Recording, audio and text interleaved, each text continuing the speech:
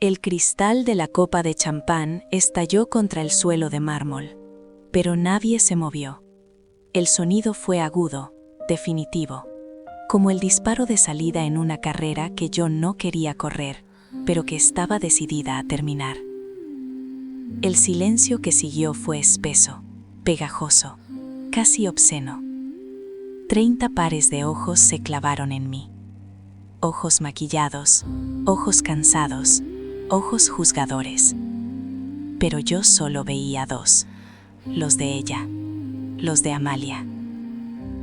Mis manos temblaban, no por miedo, sino por esa adrenalina tóxica que conozco tan bien. Es la misma adrenalina que siento cuando un conductor me corta el paso en la avenida bajo la lluvia torrencial y tengo que frenar mi motocicleta de golpe para no morir aplastada bajo las ruedas de un camión. Pero esto era peor. Aquí no había asfalto mojado ni olor a gasolina. Aquí olía a perfume caro, a langostinos pasados y a la hipocresía más rancia que jamás había respirado. ¿Vas a recoger eso, Milana?, preguntó Amalia. Su voz era suave, aterciopelada, diseñada para ocultar el veneno. Estaba sentada en el trono. Sí, esa silla de respaldo alto, que mi madre solía ocupar, con una sonrisa que no llegaba a sus ojos fríos y calculadores. Apreté el libro contra mi pecho, ese libro viejo, de tapa dura, con el lomo desgastado, que pesaba más que cualquier paquete de entrega urgente que hubiera cargado en mi espalda en los últimos 10 años. Dentro de ese libro estaba mi sentencia o mi libertad. Sentí como el sudor frío bajaba por mi columna vertebral. Mi corazón golpeaba contra mis costillas como un cliente impaciente aporreando una puerta cerrada. No, dije. Mi voz sonó ronca, irreconocible. No voy a recoger nada. Hoy, Amalia, la que va a tener que agacharse a recoger los pedazos de esta farsa, eres tú. Miré a mi padre. Él estaba allí, encogido, con esa mirada perdida que había adoptado desde que ella entró en esta casa como una plaga bíblica. Quise gritarle, quise sacudirlo, pero la rabia, esa furia negra y densa que me había consumido durante meses, me mantenía fría. Abrí el libro.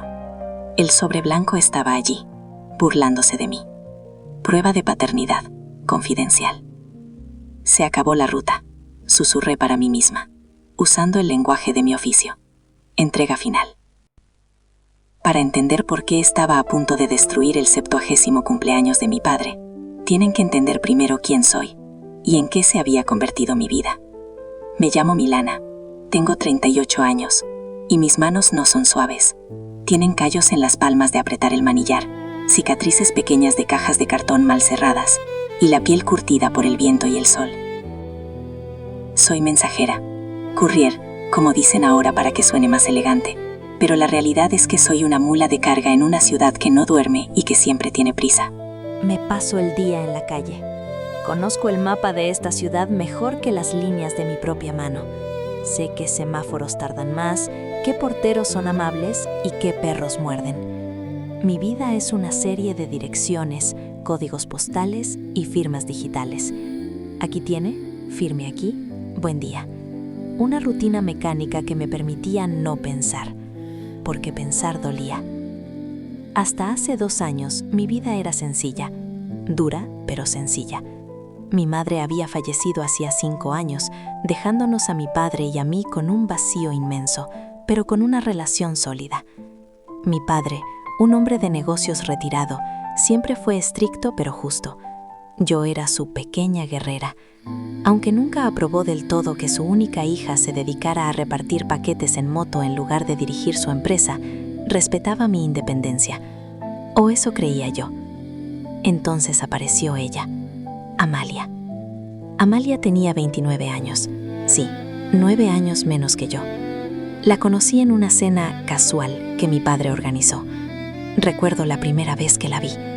Llevaba un vestido rojo que gritaba peligro, pero mi padre la miraba como si fuera agua en el desierto. Ella era perfecta, manicura impecable, cabello de peluquería, y esa risa, esa risa ensayada que sonaba como monedas cayendo en una hucha vacía. «Milana, querida», me dijo aquel día, extendiendo una mano flácida y suave como la mantequilla. «Tu padre me ha contado tanto sobre ti. Dice que eres muy trabajadora». La forma en que dijo «trabajadora» sonó como si dijera «sucia». Me miró las botas, desgastadas por el uso, y luego mis uñas, cortas y sin pintar. En ese momento supe que mi brújula interna, esa que me avisa cuando entro en un barrio peligroso, estaba pitando en rojo. La transformación fue lenta, como la humedad que se filtra en las paredes. Primero fueron pequeños cambios en la casa. Los cuadros de mi madre desaparecieron, reemplazados por arte moderno abstracto que no significaba nada. Luego, las cenas de los domingos se cancelaron. «Tu padre está cansado», decía ella por teléfono. «Tu padre necesita privacidad». Yo seguía con mi vida, luchando contra el tráfico, entregando documentos legales, medicinas, regalos de cumpleaños para gente que no tenía tiempo de comprarlos. Cada paquete que entregaba era una historia ajena, y mientras tanto, la historia de mi propia familia se estaba reescribiendo sin mi permiso. El dinero nunca fue mi motor. Yo ganaba lo suficiente para mi alquiler y mis gastos, pero mi padre tenía patrimonio, mucho. Y Amalia, la joven y enamorada Amalia, tenía un radar para el oro que envidiarían los buscadores de tesoros. Empecé a notar que mi padre cambiaba. Ya no era el hombre firme que conocía. Se volvió paranoico. Me llamaba a horas extrañas preguntando dónde estaba, acusándome de no visitarlo, cuando era Amalia quien me prohibía la entrada con excusas baratas. «Tu padre cree que solo vienes por el interés, Milana», me dijo ella un día en la puerta, bloqueándome el paso con su cuerpo delgado pero rígido como una barrera de peaje. «Dice que una mujer de tu edad, haciendo ese trabajo de recadera, seguro necesita dinero». Sentí la sangre subirme a la cabeza. Yo, que nunca le había pedido un centavo desde que cumplí los 18. Yo, que me comía sándwiches fríos en gasolineras bajo la lluvia para no gastar de más. «Déjame hablar con él», gruñí, apretando los puños. «Está durmiendo. Las pastillas. Ya sabes. A su edad, los nervios son traicioneros». Me cerró la puerta en la cara. El sonido del cerrojo deslizándose fue como el sonido de una celda cerrándose. Me quedé allí, en el porche de la casa donde crecí, sintiéndome como una extraña, como una intrusa. Me subí a mi moto, me puse el casco para ahogar mis gritos y aceleré. Esa noche, mientras conducía por la autopista vacía, lloré. No de tristeza, sino de rabia. Una rabia pura, incandescente. Me di cuenta de que me estaban borrando, me estaban sacando de la ruta, y yo no soy de las que dejan un paquete sin entregar. La situación escaló 6 meses antes del cumpleaños. La tiranía no eran golpes físicos, no. Era algo mucho más sutil y perverso. Era gaslighting de manual. Era aislamiento. Recuerdo una tarde de noviembre. Llovía a cántaros. Mi uniforme estaba empapado. Las botas hacían ruido al caminar. Me llamó Inesa, la hermana de mi madre, mi tía. «Milana, tienes que venir». Su voz temblaba. «Es tu padre». Hubo una discusión. Fui volando. Me salté 3 semáforos en rojo. Cuando llegué a la mansión, las luces estaban todas encendidas, como si la casa estuviera gritando. Entré sin llamar. La escena en el salón parecía sacada de una telenovela barata, pero el dolor era real. Mi padre estaba sentado en el sofá, rojo de ira, con una vena palpitando en su frente. Amalia estaba de pie, llorando, pero no eran lágrimas de tristeza, eran lágrimas de cocodrilo, calculadas para brillar bajo la lámpara de araña. «Díselo», gritó Amalia al verme entrar empapada, goteando agua sucia sobre sus alfombras persas. «Dile a tu hija lo que descubrimos». Mi padre me miró. En sus ojos no vi al hombre que me enseñó a andar en bicicleta. Vi a un extraño, un hombre intoxicado por la duda. «¿Es verdad, Milana?», preguntó él. Su voz era un susurro roto. «¿Es verdad que has estado robando?». Me quedé helada. Sentí como si me hubieran dado un puñetazo en el estómago. «¿Qué?», balbuceé. ¿De qué estás hablando, papá? Faltan joyas, intervino Amalia, secándose las lágrimas con un pañuelo de seda. El collar de tu madre y dinero de la caja fuerte. Las únicas personas que tienen acceso somos nosotros. Y tú, cuando vienes a visitar. Yo no tengo la llave de la caja fuerte desde hace años, grité, mi voz rebotando en las paredes altas. Y el collar de mamá, jamás lo tocaría para venderlo. Es sagrado. Tu trabajo no paga mucho, Milana, dijo Amalia, bajando la voz, adoptando ese tono condescendiente que me hacía querer vomitar. Entendemos que estés desesperada. Las deudas, el estilo de vida. ¿Qué estilo de vida? Me miré a mí misma. Pantalones de carga, chaqueta reflectante. Vivo en un apartamento de 40 metros cuadrados. Papá, por favor, supliqué, dando un paso hacia él. Él levantó una mano para detenerme. Ese gesto me dolió más que cualquier bofetada. No te acerques, Milana. Hasta que esto se aclare, prefiero que no vengas. Amalia me miró por encima del hombro de mi padre y sonrió. Fue una fracción de segundo, un microgesto, pero lo vi. Era una sonrisa de triunfo. Te gané, decía esa sonrisa. Te saqué de la carretera. Salí de esa casa sintiendo que el suelo se abría bajo mis pies. Esa noche no dormí. Pasé las horas caminando por mi pequeño salón, trazando planes de venganza que descartaba por absurdos. Pero la semilla del odio ya había germinado. Semanas después, llegó el segundo golpe. Me citaron en un restaurante. Territorio neutral, supuestamente. Pero Amalia eligió el lugar.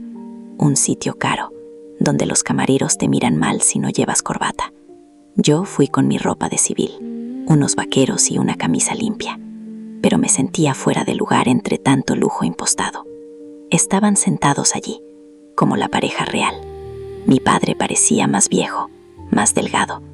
Amalia, radiante, como si se alimentara de su vitalidad. Vamos al grano, dijo mi padre, sin siquiera saludarme. No me miraba a los ojos, miraba su plato de sopa. Tu padre tiene dudas, Milana, dijo Amalia, poniendo su mano sobre la de él.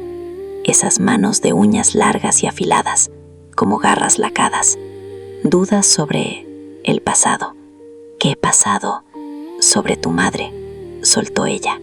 El mundo se detuvo. El ruido de los cubiertos, las conversaciones de las otras mesas, todo desapareció. Solo quedó un zumbido agudo en mis oídos. ¿Cómo te atreves?, susurré. Hay rumores, continuó ella, imperturbable. Tu padre encontró cartas. Al parecer, tu madre tenía amistades cercanas antes de que tú nacieras. Miré a mi padre, esperando que saltara, que defendiera la memoria de la mujer con la que estuvo casado 30 años. Pero no lo hizo. Siguió mirando la sopa como un cobarde. Queremos una prueba de ADN, dijo Amalia. Lo dijo como quien pide la cuenta, para estar seguros, por la herencia, ya sabes.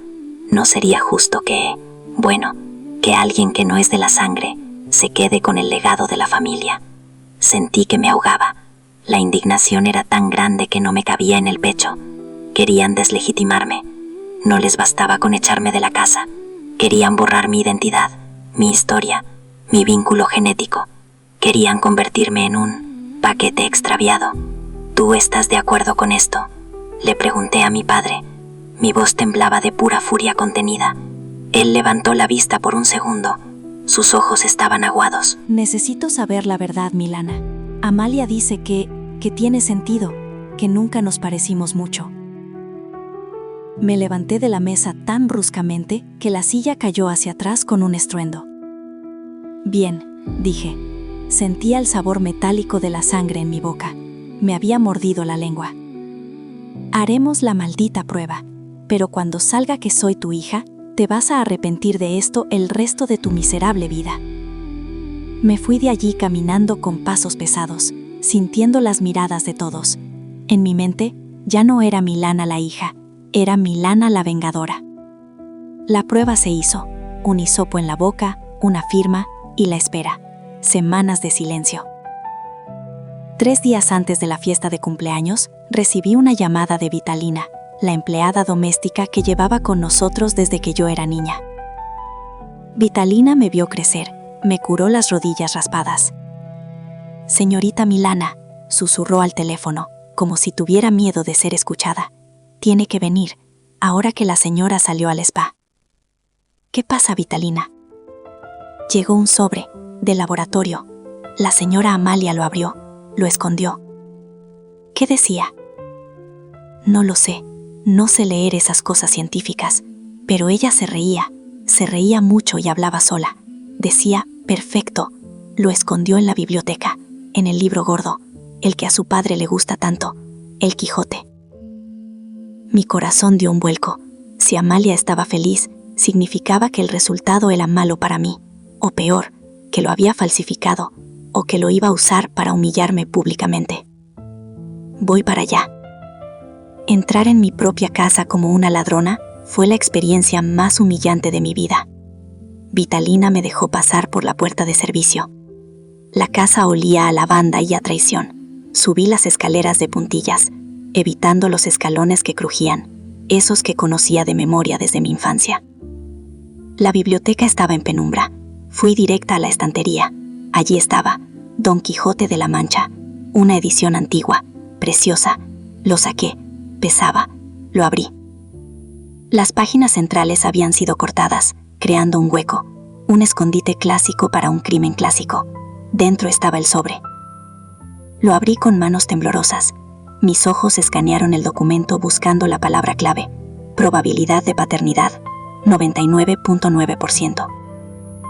Soy su hija. Soy mi maldita hija. Entonces, ¿por qué Amalia se reía? ¿Por qué lo escondió? Seguí leyendo. Había una nota adjunta al resultado, escrita a mano con la letra de Amalia, una nota dirigida a su abogado. Prepara los papeles de la desheredación por conducta indigna. Usaremos el video de la fiesta. Voy a provocarla hasta que pierda los estribos. Si me ataca, tenemos la excusa perfecta. El viejo firmará lo que sea. Si cree que ella es peligrosa, el ADN no importa. Si ella es una loca violenta. Todo encajó. No querían probar que no era su hija. Sabían que lo era. Querían provocarme. Querían que mi carácter agresivo, mi rudeza de mensajera, mi falta de refinamiento, explotara en público. Querían un espectáculo para justificar echarme legalmente sin darme un centavo. Guardé el papel y la nota en el libro. Escuché el coche de Amalia llegar. Salí de la casa por la puerta trasera, bajo la lluvia, abrazando el libro bajo mi chaqueta de cuero. Me sentí como si llevara una bomba, y sabía exactamente dónde y cuándo iba a detonarla. Volvemos al presente, a la fiesta, al salón lleno de gente, al cristal roto en el suelo. Había pasado la última media hora aguantando sus indirectas. Amalia había hecho un brindis conmovedor, alabando a mi padre y mencionando lo triste que era que algunos miembros de la familia no hubieran logrado nada en la vida. Me había mirado mientras lo decía. Yo había apretado la copa hasta romperla. La sangre goteaba de mi mano derecha, mezclándose con el champán en el suelo, pero no sentía dolor, solo claridad. Dijiste que yo era una vergüenza, dije, avanzando hacia la mesa principal. Llevaba mis botas de trabajo. No me había vestido de gala. Quería que vieran quién soy. Soy la que camina por el barro para que ellos tengan sus paquetes a tiempo. Dijiste que no era su hija. Lancé el libro sobre la mesa. Aterrizó con un golpe sordo, derribando un salero de plata. Ábrelo, papá, ordené. Mi padre me miró, asustado. Amalia se puso pálida. Su máscara de porcelana empezaba a agrietarse. Es una lunática, chilló Amalia, levantándose. Llamen a seguridad. Está borracha. Mira cómo sangra. Es peligrosa. Nadie se mueva, grité. Mi voz de mando, la que uso cuando el tráfico es un caos, resonó en el salón. Los invitados se quedaron petrificados. Lee el papel, papá, y lee la nota de tu querida esposa.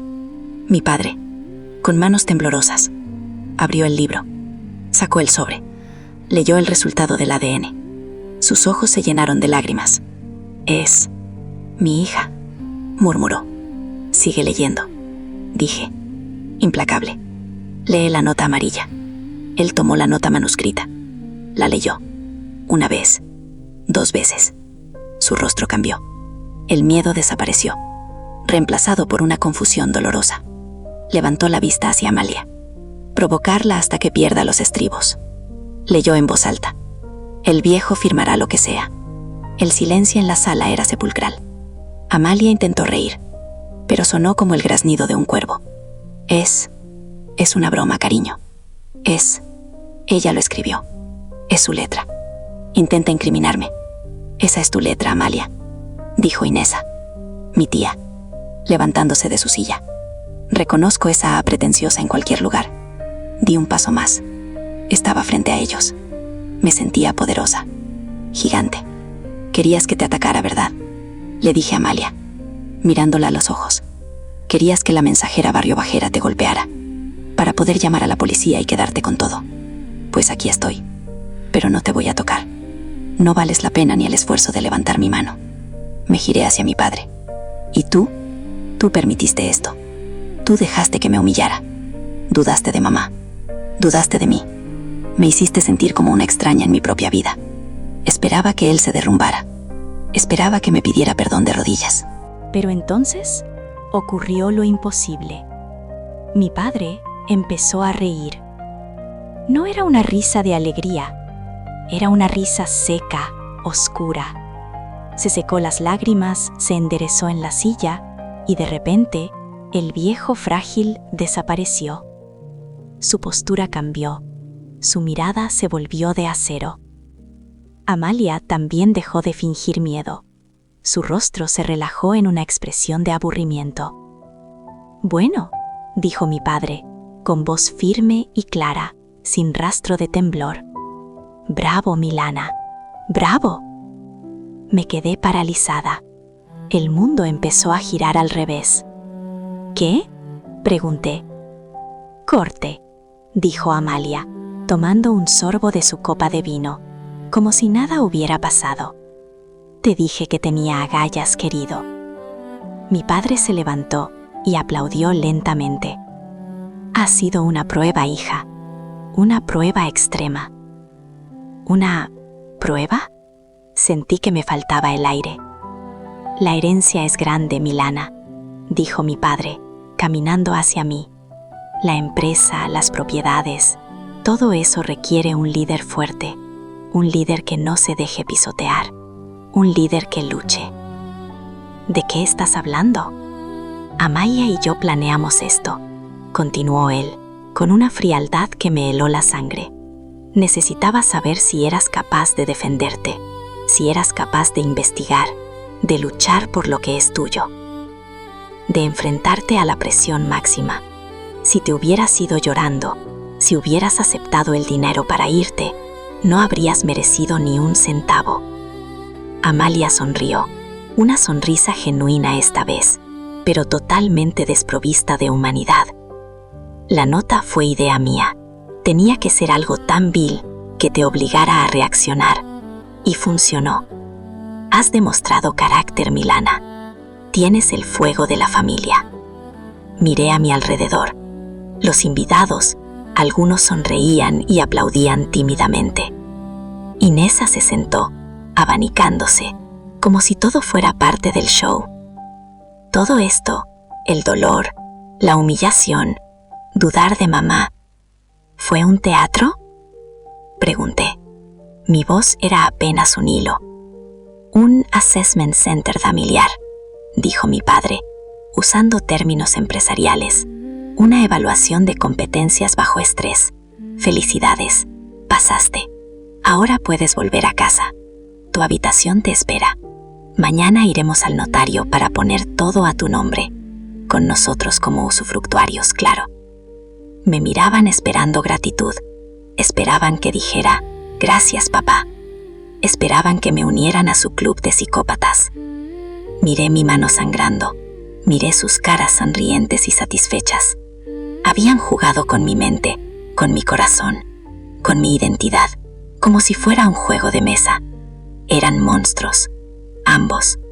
Mi padre no era la víctima de una madrastra malvada. Él era el arquitecto. Él era el verdadero tirano. Sentí una calma repentina, la calma del ojo del huracán. ¿Pasé la prueba?, pregunté suavemente.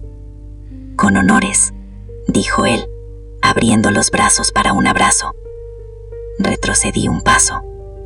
Qué lástima, dije, porque ustedes acaban de suspender la mía. ¿Cómo? La sonrisa de mi padre vaciló. Mi prueba era ver si en esta familia quedaba algo de humanidad, si quedaba algo de amor, y el resultado es negativo, 0%. Me di la vuelta. «Milana, espera», gritó mi padre, su voz de mando volviendo a aparecer. «Si sales por esa puerta, olvídate de la herencia. Son millones, no seas estúpida». Me detuve en el umbral. El viento y la lluvia golpeaban contra la puerta abierta. Mi moto estaba allí fuera, fiel, real. «Quédate con tu dinero, papá», dije sin mirar atrás. «Prefiero ser pobre y dormir tranquila que ser rica y convertirme en ustedes». Salí a la tormenta. El agua fría lavó la sangre de mi mano y las lágrimas de mi cara. Me subí a la moto, arranqué el motor y sentí la vibración bajo mi cuerpo. Nunca me había sentido tan ligera. Había entregado el paquete, había devuelto la basura a su dueño, y ahora mi ruta era solo mía. ¡Uf! ¡Qué historia tan intensa, amigos! Se me ha puesto la piel de gallina con ese final. Imaginen vivir con esa presión. Descubrir que tu propio padre y su esposa orquestaron un infierno psicológico solo para probar tu carácter. Es algo que, sinceramente, cuesta creer que exista, pero la realidad a veces supera a la ficción. Milana eligió su dignidad por encima de los millones. Eligió la lluvia y su libertad antes que una jaula de oro llena de mentiras y manipulación. Ahora quiero preguntarles a ustedes, y quiero que sean muy honestos en los comentarios. ¿Creen que Milana hizo lo correcto al irse y renunciar a todo ese dinero? ¿O creen que debería haberse quedado, haber tomado la herencia y haber jugado el juego de su padre? Y lo más importante, ¿qué habrían hecho ustedes en su lugar si descubren que su propia familia les hizo una broma tan cruel? Escriban su opinión abajo. Leo todos los comentarios. Si esta historia les movió algo por dentro, por favor, denle un me gusta y suscríbanse al canal. Tenemos muchas más historias de vida, confesiones y momentos de verdad esperando por ustedes. Soy IRT y recuerden, a veces la familia no es la sangre, sino quienes te tratan con respeto. Cuídense mucho y hasta la próxima.